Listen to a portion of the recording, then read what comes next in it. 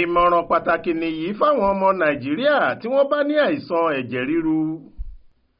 Kọmíṣánná tẹ́lẹ̀ fún ètò ìgbòkègbodò ọkọ̀ àti iṣẹ́ òde nípìnlẹ̀ Ọ̀ṣun, Ọ̀nàrẹ́bù Rẹ̀mí Ọmọwáyé ti rawọ́ ẹ̀bẹ̀ sí gbogbo àwọn ọmọ Nàìjíríà tí wọ́n ní àìsàn ẹ̀jẹ̀-ríru láti má ṣe wo àṣekágbá bọ́ọ̀lù AFCON tí yóò wáyé láàrin ikọ̀ agbábọ́ọ̀lù orílẹ̀-èdè Nàìjíríà àti ti orílẹ̀-èdè Côte d'Ivoire lọ́jọ́ Àìkú Sunday tó ń bọ̀ yìí.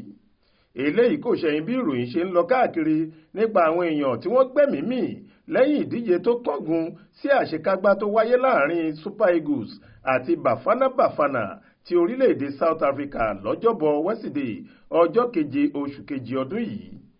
Bí ọkùnrin olóṣèlú kan, Dókítà Cairo, ṣe kú nípínlẹ̀ Delta, náà ni ọkùnrin oníṣòwò kan tó jẹ́ ọmọ orílẹ̀-èdè Nàìjíríà kú lórílẹ̀-èdè Côte d'Ivoire.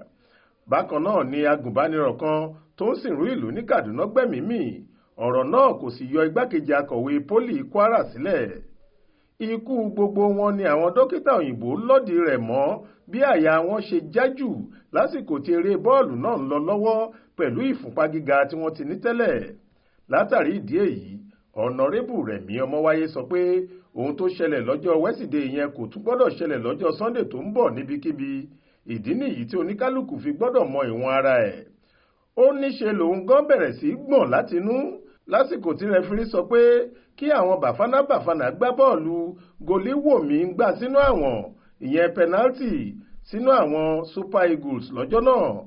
Ọmọwáyé sọ pé dípò kí àwọn tí wọ́n ní ẹ̀jẹ̀ ríru wo bọ́ọ̀lù ọjọ́ Sunday tó ń bọ̀, ṣe ni kí wọ́n farabalẹ̀ wo àtúngbá rẹ̀ lẹ́yìn tí wọ́n bá ti gbọ́ àbájáde eré bọ́ọ̀lù náà tán.